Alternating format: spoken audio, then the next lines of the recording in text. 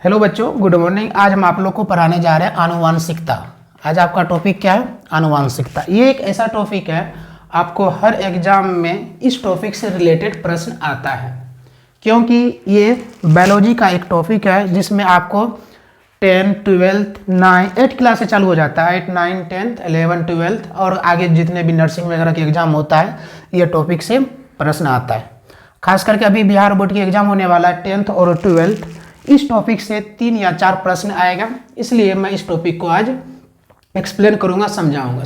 आनुवांशिकता की बात करते हैं तो पीढ़ियों में आनुवांशिकता लक्षण एवं उनके प्रभावों के आधार पर उत्पन्न, देखिए क्या है, समानताओं एवं असमानताओं को आनुवांशिकता कहते हैं। होता क्या है, पीढ़ी बाय पीढ़ी चलता है ये। जैसे पिता का कुछ लक्षण, कुछ समानताएं बच्चे में होगा और कुछ असमानताएं भी होती है। अब उसी पे सबसे, यदि आनुवांशिकता को यदि समझना है तो सबसे पहले आनुवांशिक समझेंगे या वंशागत लक्षण कहते हैं। कहा जाता है कि पिता का जो गुण था वो बच्चे में आया, मम्मी का जो गुण था वो बच्चों में आया, तो उसको कहा जाता है क्या? वंशागत लक्षण। क्या कहा जाता है उसको? वंशागत लक्षण। इस क्या ये होता क्या, सभी जीव, इस ब्रह्मांड की, इस दुनिया के जितने भी जीव है, जीवधारियों में कुछ विशिष्ट लक्षण होता है जो माता पिता से उनकी संतानों में पीढ़ी बाय पीढ़ी चलती रहती है। देखिए यहाँ पे क्या है, आनुवांशिक किसे कहते हैं या वंशागत लक्षण क्या होता है? सभी जीवधारी, जितने भी इस ब्रह्मांड में जीवधारियां हैं, उसमें एक विशिष्ट प्रकार की क्या होती है, लक्षण होती है, जो माता पिता से उनमें आया हुआ रहता है और पीढ़ी दर पीढ़ी ये चलता रहता है। कहने का मतलब यह है बच्चों, यहाँ पे जितने भी इस ब्रह्मांड में जीवधारी है उसमें एक विशिष्ट प्रकार की लक्षण होती है जो उनके बच्चों में माता पिता से आया हुआ रहता है और वह पीढ़ी दर पीढ़ी चलता हुआ रहता है। अब एग्जाम्पल्स की बात करते हैं। जैसे आप लोग सुने होंगे कि पापा का गुण बच्चों में आया या माता का गुण जो है ना, माता जैसे जो है ना बच्चे दिख रहा है, और आने वाले जनरेशन में उसकी पीढ़ी दर पीढ़ी चलता हुआ रहेगा। कहने का मतलब है, यदि बात करें किसी बच्चे की, तो उसके माता पिता के एक विशिष्ट गुण आया उसमें, तो उस बच्चों में आया, और उस बच्चे का आने वाले जो जनरेशन होगा उसमें भी एक विशिष्ट गुण पाया जाएगा, जिसको कहा जाता है पीढ़ी दर पीढ़ी वो कंटिन्यू रहता है, और इसी को कहा जाता है वंशागत लक्षण। हमारे समाज में ये भी कहा जाता है, यदि माता पिता का गुण, विशिष्ट गुण, इसी को कहा जाता है विशिष्ट गुण, यदि बच्चों में नहीं पाया जाता है या नहीं दिखता है तो समाज तरह तरह के ताने भी देते हैं। लेकिन यहाँ पे हम जानते हैं कि इस वंशागत लक्षण क्या सर सभी जीवधारियों में हमेशा होता है? हाँ, ये हो सकता है। देखिए यहाँ पे समानताओं और असमानताओं 100% नहीं हो सकता है कि जो माता में गुण है तो उनके बच्चे में आ जाए, जो पिता में है जो बच्चे में आ जाए, 100% की बात नहीं, लेकिन कुछ समानता तो जरूर रहेगा और कुछ असमानताएं भी होगी। जैसे उसका फेस माँ जैसी हो जाएगी या उसका कलर जो है ना पिता जैसे हो जाएगा, तो इसी को कहा जाता है कि विशिष्ट गुण कहा जाता है। 100% ये संभव नहीं हुआ है। इस चीज़ को समझाने में सबसे पहले सफल हुए थे ग्रेगर जॉन मेंडल साहब। इन्होंने आनुवांशिकी के जनक कहा जाता है इसको, आनुवांशिकी के जनक। ये जो है ना 10th क्लास के सिलेबस में है। आनुवांशिकी के जनक किसे कहा जाता है, तो क्या टिक मारेंगे आप? Gregor John Mendel. ये जो ना सबसे पहले मटर पे इसने क्या किया था, अपना एक्सपेरिमेंट किया था। किस पे किया था? एक्सपेरिमेंट किया था मटर पे, और इन्होंने काफ़ी समय तक इस मटर पे अपना प्रयोग किया और पाया कि इसमें एक विशिष्ट गुण पाया जाता है। एक मटर से अनेक तरह के जो मटर होता है उस निकलता है, उसमें विशिष्ट गुण पाया जाता है। उसके बाद फिर जो है ना जितने भी इस ब्रह्मांड में जीवधारी है उन पे ये लागू हुआ। कहने का मतलब है, इस चीज़ के बारे में व्याख्या करने वाले, इन चीज़ों के बारे में बताने वाले जो है ना सबसे पहले जो वैज्ञानिक थे, आनुवांशिकी के पिता जिसको कहा जाता है, उसको कहा जाता है ग्रेगर जॉन मेंडल। कभी अभी 10th के सिलेबस में जो दिया हुआ है आंसुकी क्या कहते हैं, ग्रेगर जॉन मेंडल ने सबसे प्रथम बार किन चीज़ों पे प्रयोग किया था, तो आप क्या टिक करेंगे? मटर के बीज पे। किस पे टिक किया था? मटर के बीज पे। अब जानते हैं सर ये जो है ना आनुवांशिकी वंशागत लक्षण जो होता है इनकी बहुत सारी आनुवांशिकी रोग होता है। क्या होता है? आनुवांशिकी रोग होता है।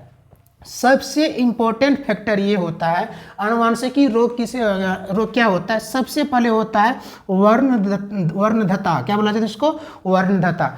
6 प्रकार के आनुवांशिकी रोग होता है जो कि पीढ़ी व पीढ़ी चलता हुआ रहता है। सबसे पहले हम जानते हैं कि वर्णधता क्या होता है। तो इन जिस बच्चों में मान लो उनके माता पिता में यह बीमारी है तो उनके बच्चों में भी यह बीमारी होगा।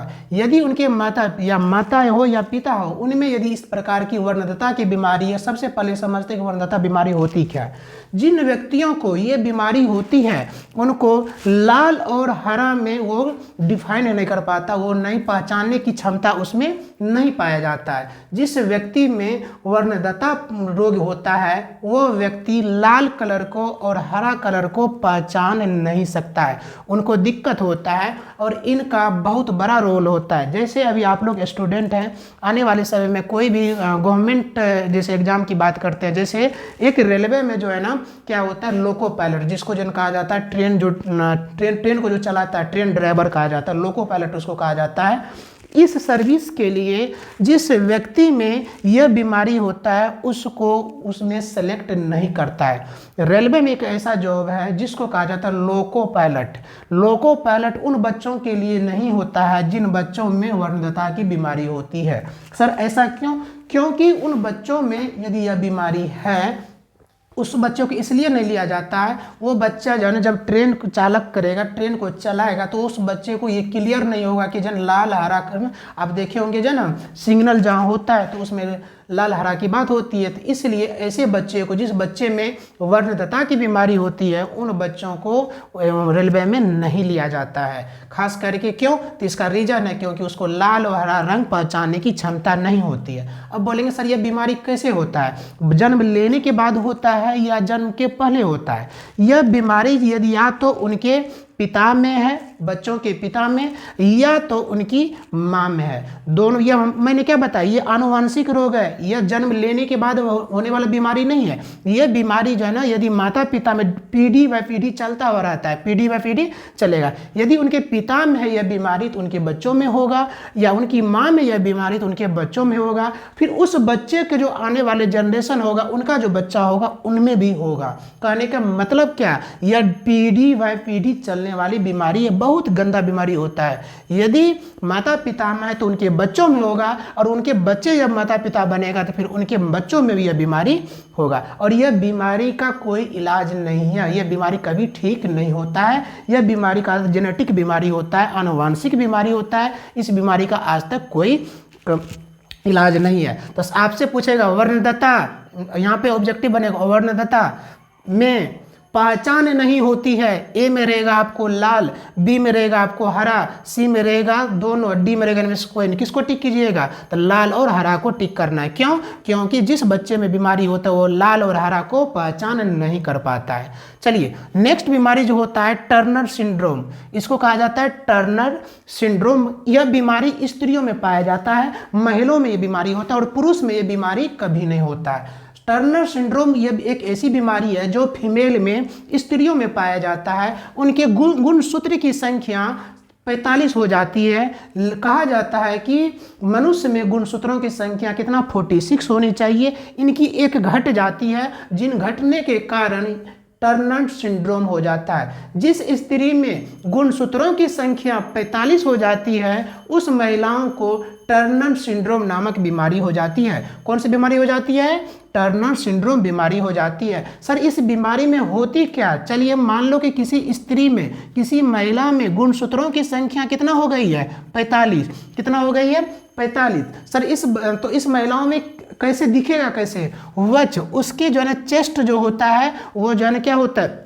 स्मॉल होता है, छोटा हो जाता है, और शारीरिक विकसित नहीं होता। मतलब कहा जाता है जैसे जैसे एज बढ़ता है तो उसकी शारीरिकता क्या होती है? विकसित होती है। तो ऐसे स्थिति में शारीरिक विकसित नहीं होती है। उसके वच मतलब स्तन, मतलब जन चेस्ट की बात करते हैं, उसकी जन क्या होती है? वो एक विकसित नहीं होता है, छोटा ही रह जाता है। इसलिए उस कौन सी बीमारी हो जाता है, टर्नर सिंड्रोम। जिस स्त्री में गुणसूत्रों की संख्या 45 हो जाती है, ऐसे महिलाओं को टर्नर सिंड्रोम नामक बीमारी होती है। और यह बीमारी जो जन्म लेने के बाद नहीं होता है, यह चलता हुआ रहता है। यदि उस बच्चे के माँ में है तो यह बीमारी जो है ना उस बच्चे की बच्चियों को भी होगा, बेटा को नहीं होगा। टर्नर सिंड्रोम बीमारी आनुवांशिक रोग है। यदि उस बच्चे की माँ में यह बीमारी होगी तो उस जो बच्ची जन्म ली है उनमें भी यह बीमारी संभावना बनती है और होती भी है।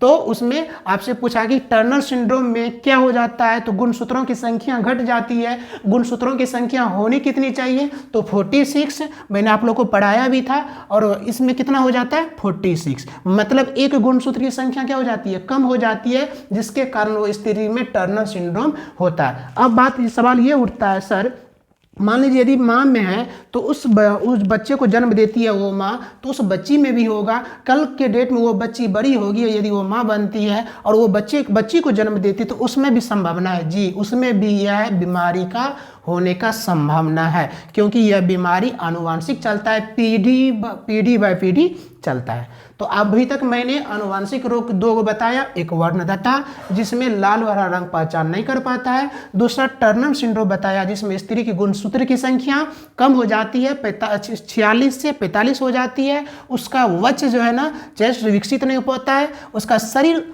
विकसित नहीं होता और विकसित ही रह जाता है। चलिए थर्ड बीमारी की बात करते हैं, क्लिने-केल्टर सिंड्रोम। क्लिने-केल्टर सिंड्रोम यह बीमारी स्त्री में नहीं पाया जाता है, यह बीमारी पुरुष में पाया जाता है और इसमें गुणसूत्र की संख्या बढ़ जाता है, 47 हो जाता है। कितना हो जाता है, 47 हो जाता है। तो बच्चों आपने क्या देखा, टर्नर सिंड्रोम में गुणसूत्र की संख्या 45 हो जा रहा था, लेकिन इन क्लिने-केल्टर सिंड्रोम में जो है ना गुणसूत्रों की संख्या कितनी हो जा रहा है, 47। मतलब टर्नर सिंड्रोम में गुणसूत्र की संख्या घट जा रहा था, जो कि स्त्री में यह बीमारी हो रहा था, और जन क्लिने-केल्टर सिंड्रोम में बढ़ जा रहा है। तो यदि 40 से 45 गुणसूत्र की संख्या कम हो जा रहा है तो टर्नर सिंड्रोम, यदि गुणसूत्र की संख्या बढ़ जा रहा है तो क्या हो जाएगा वो, तो उसको कहेंगे क्लिने-केल्टर सिंड्रोम। यह पुरुष में पाया जाता है और कहा जाता है जिस पुरुष को क्लिने-केल्टर सिंड्रोम नामक बीमारी होती है उसकी गुणसूत्र की संख्या बढ़ जाती है,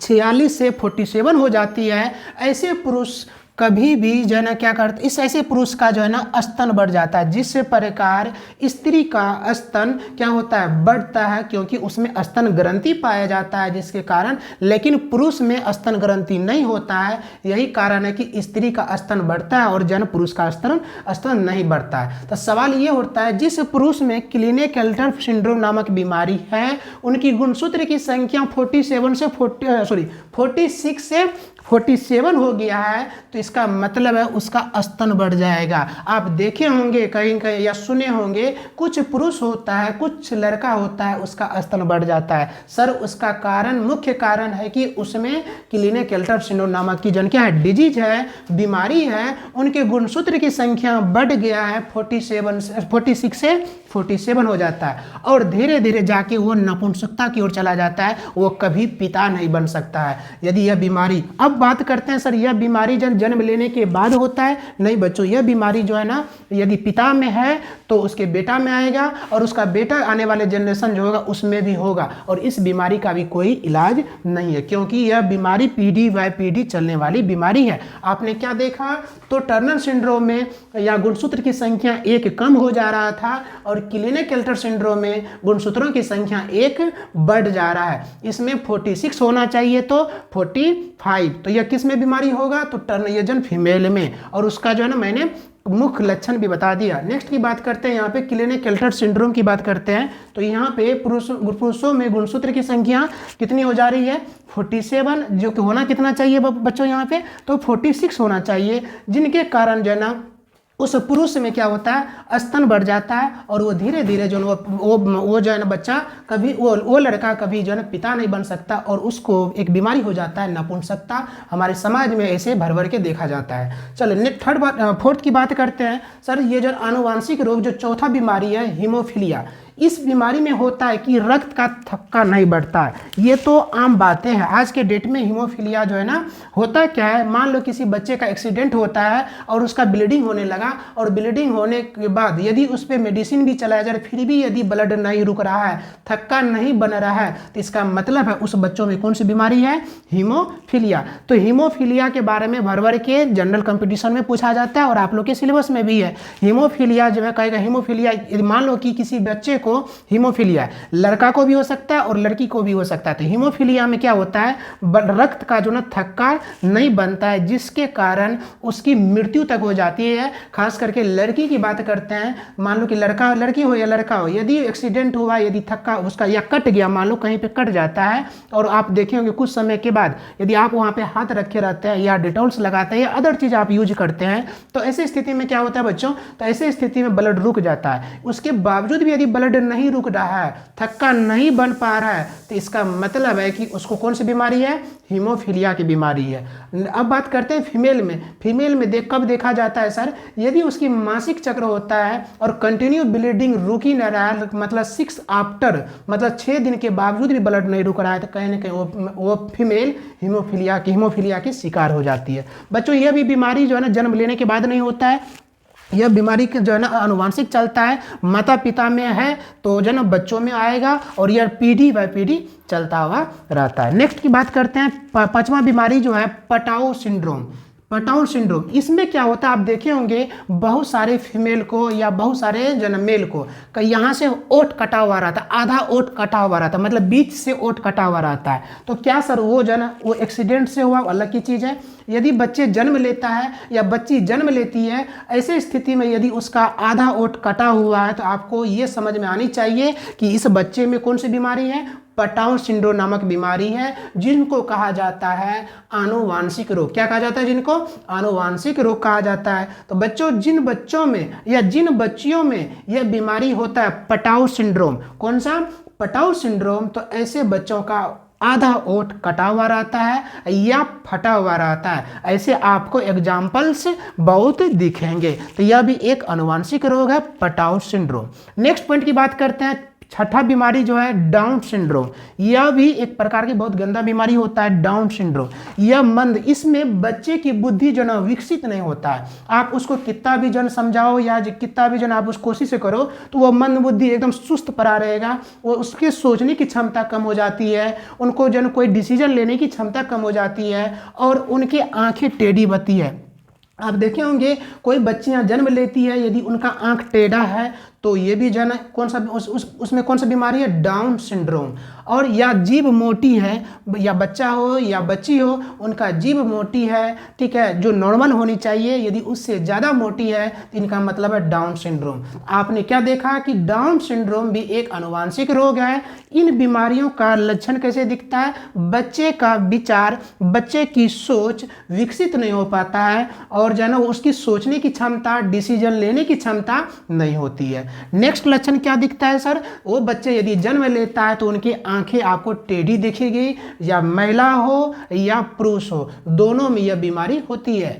अब थर्ड जो लक्षण क्या दिखता है सर, नॉर्मल जो एक जीभ की मोटाई होनी चाहिए, उससे यदि ज़्यादा मोटी है, चाहे पुरुष हो या महिला हो, तो वो भी बीमारी डाउन सिंड्रोम में आता है।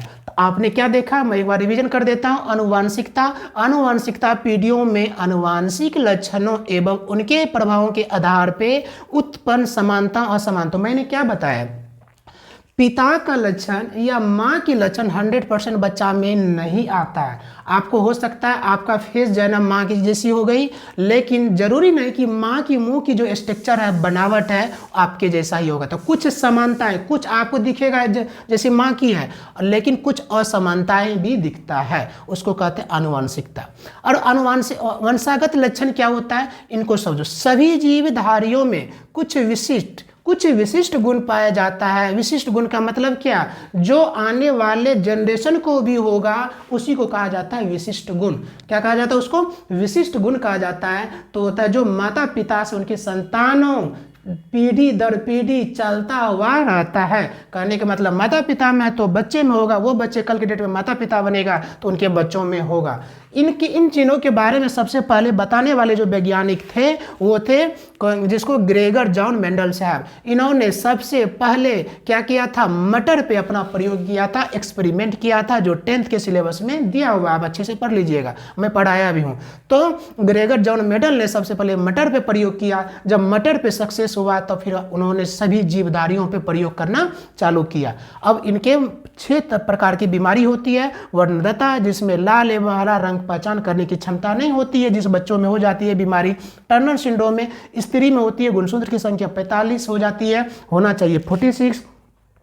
नेक्स्ट होता है क्लिनिकल सिंड्रोम, इसमें पुरुष में होता है, इसमें गुणसूत्र की संख्या होना चाहिए 46, हो जाता है 47, एक बढ़ जाता है। नेक्स्ट होता है हीमोफीलिया, इसमें रक्त जो थक्का नहीं बनता है। पटाउन सिंड्रोम होता है, जिसमें ओट बीच से कटा हुआ रहता है या फटा हुआ रहता है। और छठा बीमारी है डाउन सिंड्रोम, जिसको उस बच्चे की बुद्धि विकसित नहीं होता है, आंखें टेढ़ी होती है। और नेक्स्ट की बात करते हैं